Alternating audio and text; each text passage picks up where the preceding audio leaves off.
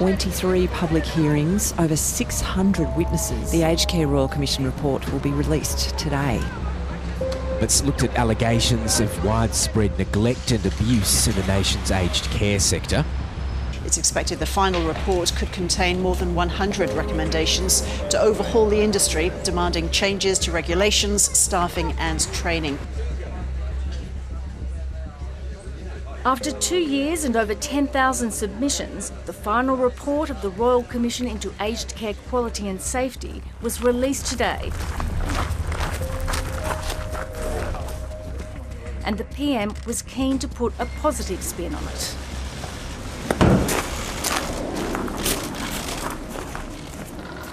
Good afternoon, everyone. I'm here to release the Royal Commission into Aged Care Quality and Safety. This is the first of many volumes. It's the inquiry we needed to have.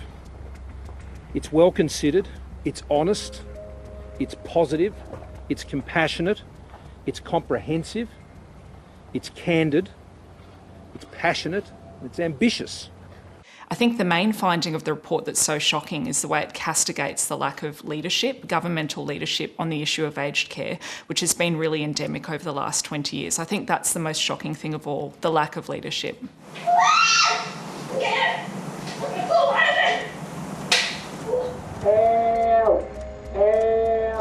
The Prime Minister announced the Royal Commission in September 2018, the day before shocking abuse and neglect was revealed in a two-part Four Corners investigation. I think we should brace ourselves for some pretty bruising information. Dinner time was like a couple of party pies and a scoop of mashed potato. There was myself and a registered nurse in charge of 72 residents. Well, Mum had like bruises on her wrists and black eyes. Steve Wood, a whistleblower from the Department of Health, told how bad nursing homes were let off the hook by the federal government regulator. 2 years on, he thinks little has changed. I'm loath to say it's the tail wagging the dog, but approved providers seem to have too much influence. For the past 20 years, the sector has endured scandals like kerosene baths and abuse at South Australia's Oakden. Even during the 2 years of the Royal Commission, the shocking stories didn't stop, including sexual assaults by staff and other residents estimated at 50 per week. A third of aged care homes owned by the biggest private provider, Bupa, found to be putting residents at serious risk. 100,000 people still waiting for a home care package.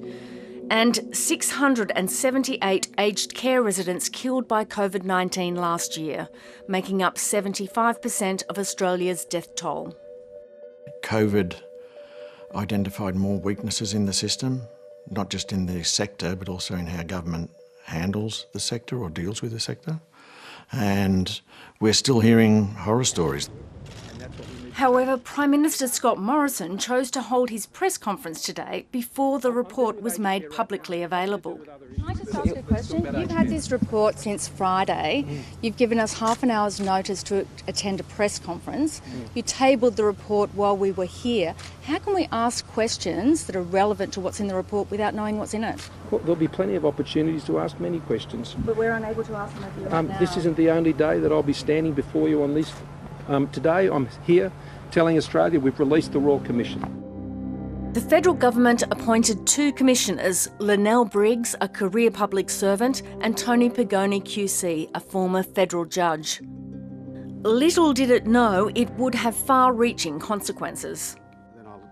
Their conflict was clear at the hearings last October, when counsel assisting recommended the federal government regulator be replaced with an independent commission with more power and no ties to Canberra. The independent commission that you describe in your submissions is quite an extraordinary proposal, and indeed some might even call it courageous. I suspect that my own view is much closer aligned to that which you put forward, and I don't think that the description of them as courageous is quite the right description. Sarah Holland-Batt, now an advocate after giving evidence at the Royal Commission, said the split is a disaster for reform. It's incredibly disappointing, to be frank. The government has been using the Royal Commission as a shield to not act urgently on aged care for a really long time, and now we have essentially a kind of a choice for the government to hide behind. The final report was shocking, describing sexual assault in aged care as a national shame, unacceptably high levels of neglect and abuse, and a lack of political leadership by the government. The report recommends a registered nurse to be on duty 24 hours a day, more nurses giving hands-on care, mandatory training for personal care workers, and most significantly, a Medicare-style levy to fund the massive shortfall in aged care funding. But with a split report, there's fears of more delays. One key recommendation agreed to by both commissioners is limiting the prescription of antipsychotics to psychiatrists and geriatricians rather than GPs. Getting tired? Yeah, I suppose I am. 2 years ago, 7:30 broadcast the story of Terry Reeves, who went to a Sydney nursing home for respite and was physically and chemically restrained. Terry Reeves died last year. He never came back from that. It increased his dementia by tenfold. Terry's daughter Michelle McCullough says staff at her father's nursing home convinced a GP to prescribe an antipsychotic and increase the dose. How can we be handing out these antipsychotic medications around nursing homes like Tic Tacs instead of actually taking the time to sit with them, talk to them as you would any human?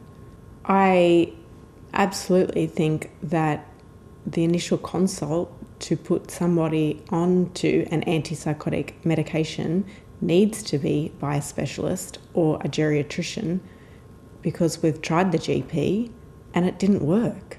Which of the reports and recommendations will you take on board? That's what we will consider, and then we'll include that in our response. But isn't it a problem that you've got a Royal Commission without a blueprint for a way forward? No, I think it's a problem that people think this issue is so simple that wouldn't be a possible outcome. You know, we can't be glib about these issues and think they're just simple to deal with. I don't think they are. So I'm not surprised that people with that level of experience, who have pored over this heart and soul for years, and then still, in coming to understand what the way forward is, there'll be difference of views. That does not surprise me. And I don't think it surprises Australians who've had to deal with this system either. You know, these are knotty problems. They're hard to solve. The Royal Commissioners disagree on two fundamental issues. That's funding and regulation. We already know that the government supports what Linnell Briggs is suggesting. How do you know that? Because the government has already responded to the Royal Commission in a submission. I'm sorry. The government has made no decisions on the findings of this report. So it's simply incorrect for you to suggest that. The Department of Health and the regulator put a submission into the I'm Royal the Prime Commission. Minister. This is my minister. Our cabinet will decide our response to this Royal Commission, okay? So we've released it. I think I've answered your question. Thank you. Thank you.